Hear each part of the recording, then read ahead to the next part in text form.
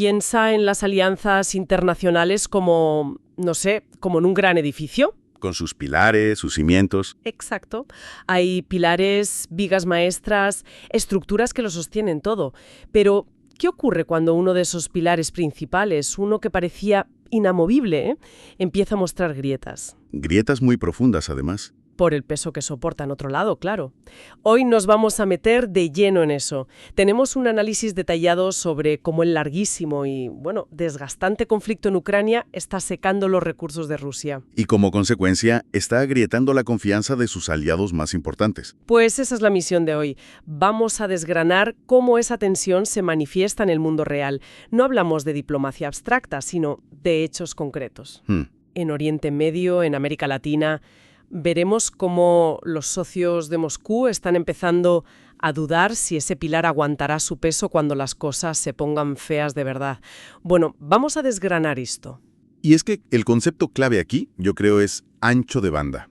La guerra en Ucrania no está consumiendo solo tanques y munición. ¿No? Claro. Está devorando todo el ancho de banda estratégico de Moscú. Hablamos de capital político en foros internacionales, de músculo económico para sostener otros países. Y de la atención, supongo. No se puede estar en todo a la vez. Exacto. La atención y la capacidad para proyectar poder en varios escenarios al mismo tiempo. Lo que este análisis nos muestra es que los aliados de Rusia están descubriendo en tiempo real, y a veces de forma muy dura, que el poder de su socio principal tiene límites y, ahora mismo, una única y absorbente prioridad. De acuerdo. Empecemos a tirar del hilo. Porque el análisis arranca con un ejemplo que no deja lugar a dudas. Ajá. No es una sanción económica escrita en un papel, es una acción directa. Se menciona un incidente muy específico el 7 de enero. Fuerzas estadounidenses incinerando un petrolero de bandera ruso rebelde en Marinera.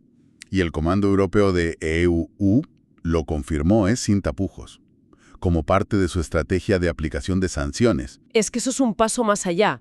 Es fuego real contra un activo económico ruso. Exacto. Y lo fascinante aquí es cómo una acción así funciona como un barómetro de poder. ¿A qué te refieres? Es una declaración de intenciones muy potente por parte de Washington. Básicamente están diciendo, nos sentimos lo suficientemente seguros de vuestra falta de capacidad de respuesta como para golpear directamente vuestros intereses económicos en una zona caliente. Piénsalo, es una acción militar directa, aunque sea a pequeña escala. Claro, no es una nota de prensa, pero no es una jugada arriesgada para Estados Unidos, que impide a Rusia escalar la situación en otro punto del mapa como respuesta. Ahí está la clave de todo el análisis. En otras circunstancias quizá lo harían, pero con el grueso de su atención, recursos militares y capital político invertidos en Ucrania, Imposible.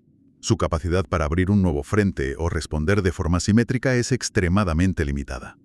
Una respuesta contundente podría desviar recursos vitales que necesitan desesperadamente en el frente ucraniano. O sea que Washington está probando los límites. Está probando los límites y está descubriendo que esos límites se han encogido drásticamente.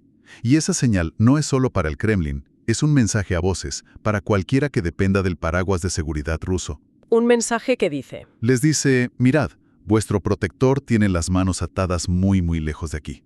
Vale, la presión económica directa es una cosa, pero lo que me llama mucho la atención es cómo afecta esto a las alianzas donde el componente militar es crucial. Y el análisis nos lleva directos a Irán, que es un auténtico polvorín. El contexto es de disturbios internos intensificados y Washington lanzando advertencias cada vez más serias. ¿Y qué hace Rusia? Pues aquí es donde vemos el cambio de paradigma.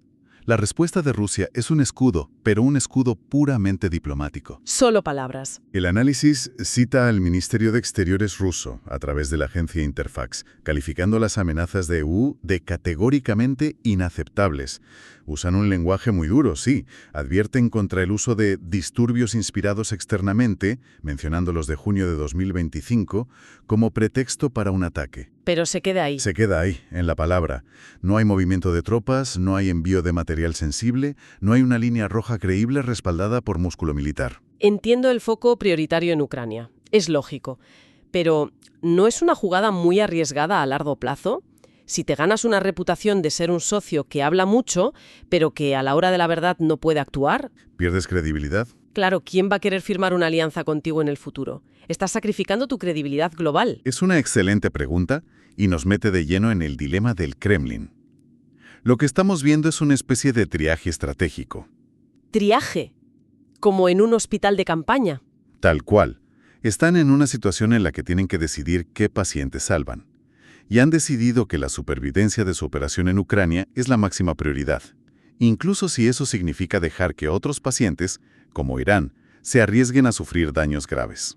Es una apuesta muy dura. Creen que si ganan, o al menos no pierden en Ucrania, podrán reconstruir esa credibilidad más adelante. Pero si pierden en Ucrania, su credibilidad se evaporará de todos modos. Así que, desde su punto de vista, es una apuesta calculada y brutal. Entiendo. Al final en Teherán se tiene que estar preguntando, vale, muchas palabras de apoyo y vetos en la ONU, pero a la hora de la verdad, si los misiles empiezan a volar, ¿estamos solos? Y la respuesta que trasluce el análisis es un probablemente sí. Un probablemente sí que tiene que helar la sangre en Teherán. Y si lo de Irán es un aviso a navegantes, el siguiente caso que se aborda es directamente una sentencia. Sí. El texto usa una frase durísima para describir la situación en Siria. El ejemplo reciente más elocuente de la vulnerabilidad de un aliado. Y el hecho es conocido por todos. La caída del gobierno de Bashar al-Assad en diciembre de 2024 y su huida a Moscú. Fue fulminante. Fue increíblemente rápido. Y para entender el impacto de esto, hay que ponerlo en contexto. Siria no era un aliado más en la lista. Durante la última década, Siria fue el gran éxito de la política exterior rusa. Su gran regreso a Oriente Medio. Y a ser un actor global capaz de sostener a un aliado contra viento y marea y cambiar el curso de una guerra. Era la joya de la corona de su estrategia de influencia. El símbolo de que Rusia había vuelto. Exactamente. Y que dejen caer esa pieza, su gran proyecto de la década de 2010, de una forma tan pragmática. Es lo que de verdad enciende todas las alarmas en Caracas, en Teherán o en cualquier otra capital que dependa de Moscú. Claro. No es que caiga un aliado, es que cae su gran símbolo de fiabilidad. Imagina que eres un diplomático sirio en 2022. Tu salvavidas, tu garantía de supervivencia, es una llamada a Moscú. Y de repente, un par de años después, ese teléfono comunica o directamente no lo cojan porque la centralita está ocupada con otra llamada más urgente. Esa es la realidad que el análisis describe. es que el mensaje es demoledor. Si hemos sido capaces de dejar caer nuestro mayor éxito estratégico de la última década, porque ya no nos lo podíamos permitir, Podemos dejar caer a cualquiera. se acabó la incondicionalidad. Se acabó. Lo que vimos en Siria es la definición de pragmatismo extremo. Cuando mantener el apoyo a Assad se volvió insostenible o demasiado costoso en comparación con los recursos que necesitaban en el frente europeo, simplemente cortaron el nudo gordiano. Y esa decisión, Esa decisión, aunque lógica desde la perspectiva de Moscú, crea una onda expansiva de incertidumbre brutal para el resto. esa idea de que tu salvavidas, tu red de seguridad, de repente desaparezca de la noche a la mañana, me lleva a pensar inevitablemente en el otro lado del mundo. ¿Mm?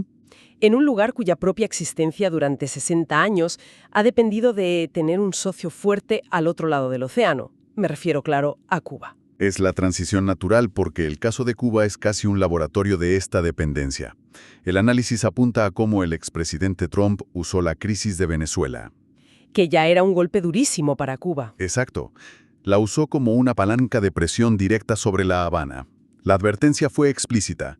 No habrá más petróleo ni dinero venezolano, y la exigencia de que Cuba llegue a un acuerdo. Esto dejó a la isla en una situación económica desesperada. Y tradicionalmente ese era el momento en el que Moscú habría aparecido en el horizonte, ¿no? Como en los viejos tiempos de la Unión Soviética. Un gesto de apoyo, unos cuantos barcos con petróleo, créditos blandos. Históricamente sí, Cuba siempre ha jugado esa carta. Cuando un pilar falla, se apoyan en el otro.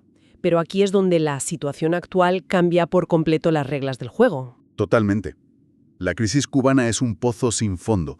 No se arregla con un par de acuerdos simbólicos. Requiere una inyección masiva y sostenida de ayuda económica, de energía, de alimentos. Es un rescate en toda regla. Espera un momento, pero la relación entre Cuba y Rusia es casi mítica, tiene un componente ideológico, histórico. ¿De verdad el Kremlin se quedaría de brazos cruzados si la isla, su gran símbolo en América Latina, colapsa? Es que ahí está la cuestión. ¿No hay un interés estratégico que pese más que los recursos? El problema es de escala. El interés estratégico e ideológico sigue ahí, por supuesto. Pero la ideología no llena los depósitos de los generadores eléctricos. Ya. El análisis sugiere que el temor que se ha instalado en La Habana es precisamente ese, que son conscientes de que la ayuda que necesitan es de una magnitud que una Rusia en economía de guerra centrada al 100% en Ucrania simplemente no puede proporcionar. O sea que pueden querer, pero no pueden. Exacto. Moscú puede ofrecer apoyo político en la ONU, puede firmar algún acuerdo de cooperación cultural o enviar una delegación, pero no puede asumir el rol que tuvo la URSS, ni siquiera el que tuvo la Venezuela de Chávez. No tiene la capacidad sobrante.